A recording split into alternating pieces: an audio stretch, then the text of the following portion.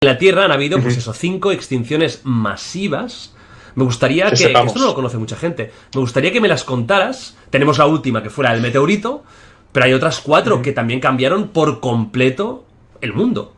Entonces, si la puedes contar un poquito así por encima y tal, la cosa para es que entendamos. La cosa es que hablamos de 5 extinciones en masa, pero son que conozcamos. A lo mejor hay 130. Porque la cosa es que a principios de lo que llamamos el periodo cámbrico, es cuando se produce una gran diversificación de la vida, aparecen los grandes grupos de animales en el mar, y empieza a haber registro fósil visible con los ojos, por así decirlo. O sea, los animales y los seres vivos son más grandes, tienen partes duras en su anatomía, digamos que empiezan a incluir minerales como nosotros mismos en los huesos o como los caparazones de los moluscos. En cuanto aparece esto, tenemos un registro fósil mucho más constatable, mucho más estudiable, y a partir de ahí contamos 5 extinciones en masa. Antes habría vida microscópica y puede que haya habido muchas extinciones de vida microscópica de las que no podemos tener ninguna especie de evidencia directa. Pero eso, al principio del Cámbrico aparece, digamos, la vida tal y como la conocemos o tal y como la trabajamos, sobre todo en paleontología, y es entonces pues se producen estas 5 extinciones. La primera a finales del Ordovícico, si no recuerdo mal, pero básicamente es un cambio de faunas marinas por otras. Ni siquiera había muchos vertebrados por aquel entonces, solo estaban apareciendo los primeros peces. O sea que no había vida aún en tierra. No, en tierra cero. En tierra no.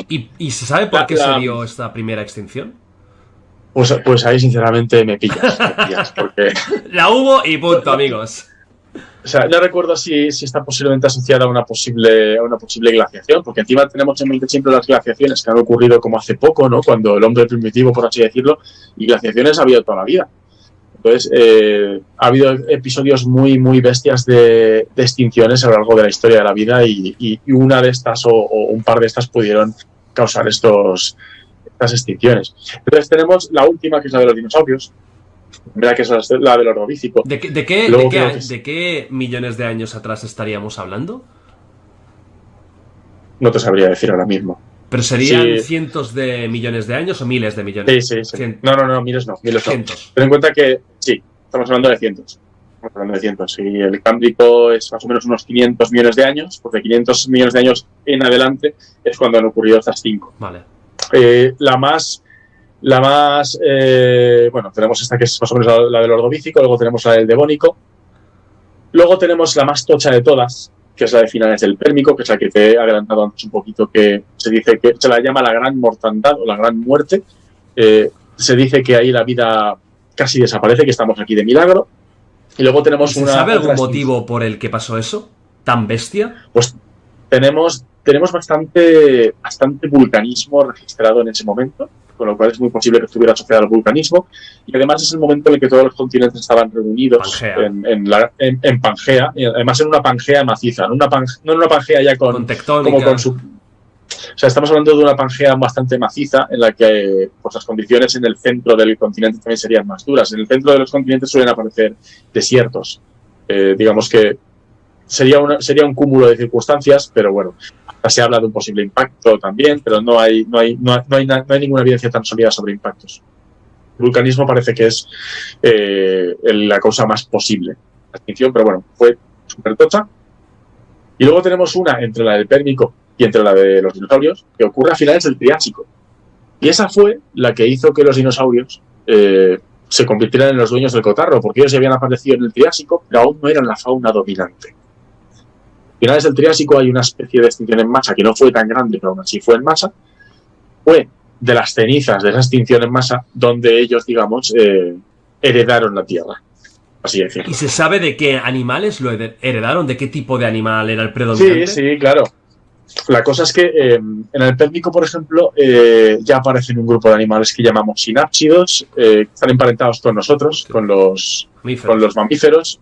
Son los que en los fascículos estos y demás siempre se les llamaba reptiles mamíferoides, y eran reptiles con pintas y proporciones un poco ya así raras, que recordaban un poco a los mamíferos y demás. Algunas formas con vela en la espalda, como Dimetrodon y estas cosas. Esos como tal, muchos desaparecen en el Pérmico, algunos pasan al Triásico, y en el Triásico tenemos una mezcla de faunas con algunos sinápsidos y con algunos arcosaurios, pero no necesariamente ancestros de los dinosaurios. Los arcosaurios llegaron a ser mucho más diversos en general de lo que suele hablarse. De manera que ahí tendríamos una especie de batiburrillo de ancestros de los cocodrilos, ancestros de los dinosaurios y arcosaurios, que no eran ancestros ni de unos ni de otros, sino que eran grupos independientes que vivían a la mar de bien en el Triásico. Y todas estas faunas son las que se fueron al traste en esta extinción, y los dinosaurios pues aprovecharon el ¿Y esta cuarta, hueco. hay algún motivo aparente? ¿O tampoco se sabe muy bien qué pasó? Se sabrá, pero ahora mismo yo no recuerdo cuál puede ser la causa, sinceramente. Vale, o sea que está ahí, ¿no? En stand-by. Para mí sí, hay mucha gente que se dedica a estudiar estas cosas, pero en fin, ya sabes lo que pasa nos pasa en ciencia en cualquier sitio, cuando te especializas en un campo muy concretito, claro. Los demás es como que se difuminan. El del tiempo que estuve trabajando en mi tesis doctoral, ni siquiera estaba al día de los nuevos dinosaurios que se estaban publicando, porque yo estaba centrado en mi tema y en mi grupo de dinosaurios, y de ahí no me sacabas. Estabas ahí centrado en lo tuyo, a mí no me cuentes más milongas, que yo ya estoy con la música de Jurassic Park. Ya tengo bastante con lo mío. Estoy ahí, hostia. Las extinciones, también creo que es un aviso importante para todos, ¿no? Porque va a haber tarde o temprano una catástrofe natural, eso es evidente. Hay gente que ya habla de una sexta extinción para referirse a la que podríamos estar causando nosotros mismos, pero bueno. Pero claro, yo entiendo la extinción como, ¿no? Como sería una aniquilación de un porcentaje de repente elevadísimo, sí, claro. Sí. Mientras seamos tantos humanos, hay animales. Tenemos que pensar que somos animales, y es verdad que somos claro. que hemos arrasado, pero somos animales también. Hay un animal que ha arrasado con los demás. Pero yo creo que a mí me da más miedo el tema meteoritos, asteroides, que creo que se está haciendo poco hincapié. Y yo no sé si los gobiernos mundiales están preparando contramedidas. Claro, Armagedón, se ve mucho ciencia ficción, pero es que no es ciencia ficción. Es que puede pasar un día que no nos lo esperamos, y hay un asteroide que está dando vueltas y que esta vez la órbita choca.